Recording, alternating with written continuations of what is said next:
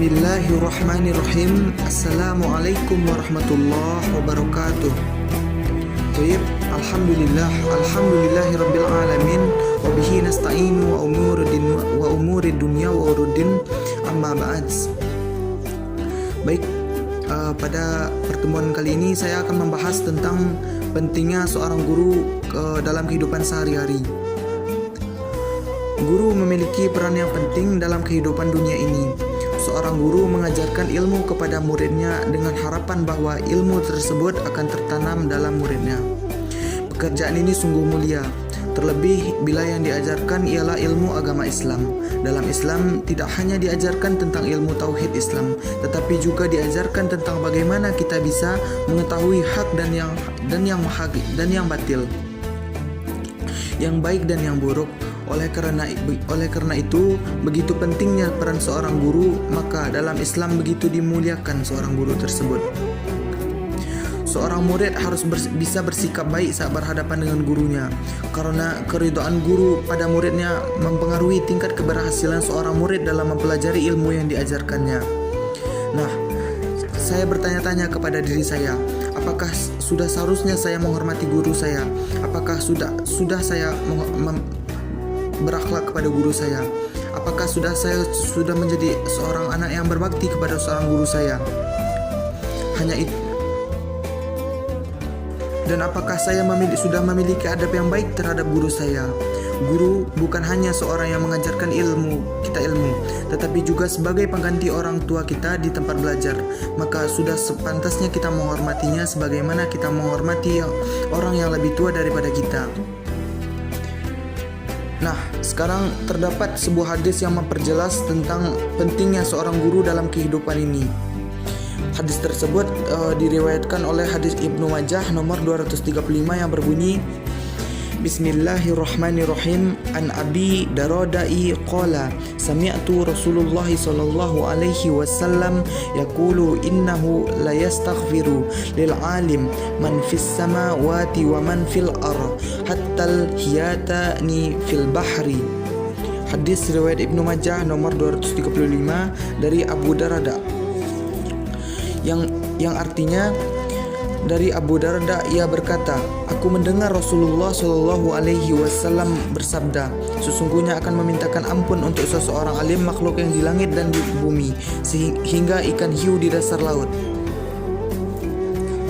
Hadis riwayat Ibnu Majah nomor 235. Nah, begitu pentingnya orang-orang yang menjadikan kita sebagai murid, atau disebut juga dengan guru. Orang-orang itulah yang didoakan burung-burung di langit, ikan-ikan di laut, hewan-hewan melata di bumi, dan para malaikat yang menulis catatan amal manusia, dan orang yang diberi ilmu oleh Allah. Maksud diberi ilmu di sini yaitu guru. Guru adalah pewaris para nabi. Guru adalah pewaris para nabi, karena melalui guru, wahyu atau ilmu para nabi diteruskan kepada umat manusia. Guru dengan sifat-sifat kesucian, kehormatan, dan penetapan guru langsung sesudah kedudukan para nabi. Hadis tersebut juga menjelaskan sesungguhnya Allah dan para malaikat, seluruh penghuni langit dan bumi, hingga semut di liang lahatnya, hingga ikan paus di laut pasti mendoakan orang-orang yang mengajarkan kebaikan kepada manusia, karena pengajarannya kepada manusia adalah penyebab keselamatan mereka, kebahagiaan mereka, dan kebersihan jiwa. Maka Allah Subhanahu wa Ta'ala membalasnya sesuai dengan amal perbuatannya, dengan memberikan padanya doanya para malaikat dan penghuni bumi yang menjadi penyebab keselamatannya, kebahagiaan, dan keberuntungannya. Nah, seorang murid harus bersikap baik saat berhadapan dengan gurunya. Namun kenyataannya saat ini banyak kejadian dan berita yang menggambarkan bahwa tidak sedikit murid yang bersikap buruk terhadap guru mereka, sehingga kita temui murid yang melawan gurunya, murid yang memukul gurunya, bahkan ada juga kasus murid yang membunuh gurunya. Lalu bagaimanakah sebaiknya kita dapat menjadi murid yang baik? Murid dan guru diibaratkan antara anak dan orang tua di sekolah, yang seharusnya diterapkan adanya adab murid terhadap guru. Murid membutuhkan kehadiran guru sebagai orang yang memiliki pengetahuan lebih dan mampu mengajarkannya kepada murid. Walaupun sekecil apapun yang diajarkannya, guru tetaplah guru yang harus dihargai dan dihormati. Komunikasi dan interaksi yang terjalin antara murid dan guru haruslah disertai dengan adab sebagai rasa hormat yang tinggi kepada sang guru.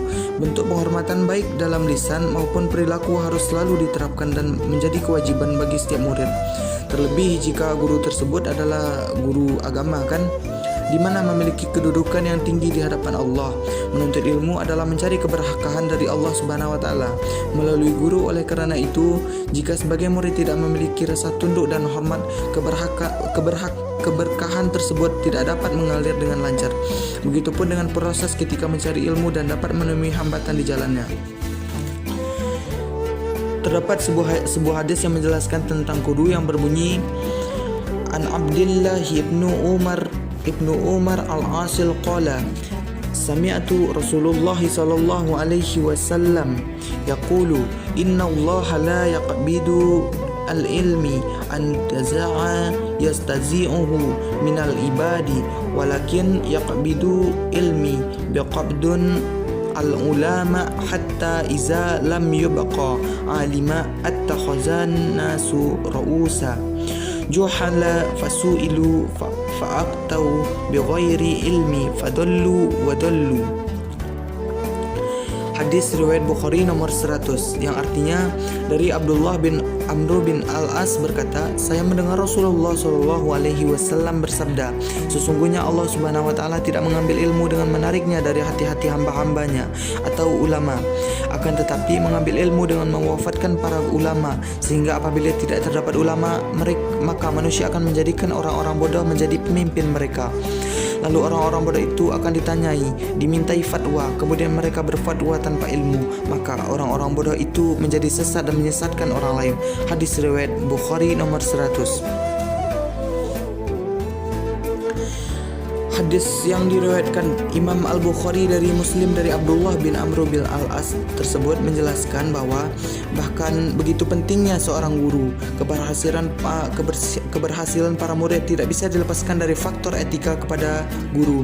Bahkan sebagian orang berpendapat bahwa 70% keberhasilan murid dikarenakan adabnya dan 30% karena kesungguhannya. Ilmu para guru tidak hanya bermanfaat untuk dirinya, namun juga untuk masyarakat luas. Tidak pula berkaitan dengan urusan ubudiyah, mahdalah, namun juga berhubungan dengan interaksi sosial keumatan. Sudah menjadi kewajiban seorang siswa atau penuntut ilmu harus mencari kerelaan hati guru, harus menjauhi hal-hal yang menyebabkan ia murka, mematuhi perintahnya asal tidak bertentangan dengan agama, karena tidak boleh taat kepada makhluk untuk bermaksud kepada Allah Subhanahu wa taala. Termasuk menghormati guru adalah menghormati putra-putranya dan orang yang ada hubungan kerabat-kerabatnya. Belajar itu bukan hanya mentransfer ilmu saja, namun juga memberikan pengaruh ruhaniah baik etika, keadaban, tauladan yang baik. Nah, sekarang bagaimana kiat dan langkah menjadi pelajar yang beretika kepada guru? Saya akan menyebutkan adab seorang siswa yang sepatutnya kepada seorang guru. Nah, yang pertama adalah mematuhi segala perintah guru.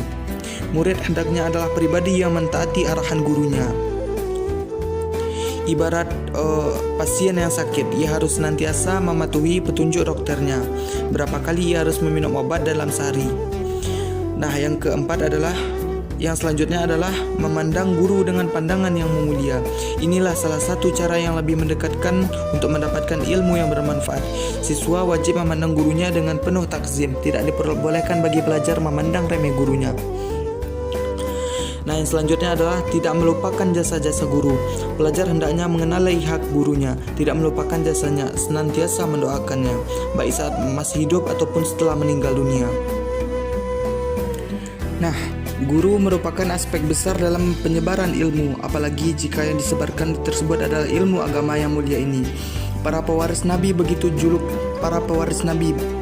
julukan mereka, para pemegang kemuliaan ilmu agama. Tinggi kedudukan mereka di hadapan Sang Pencipta. Maka inilah adab-adab terhadap seorang guru yang perlu kita terapkan dalam kehidupan sehari-hari. Baik, hanya segitu yang dapat saya sampaikan. Terlebih dan terkurang, wassalamualaikum warahmatullahi wabarakatuh.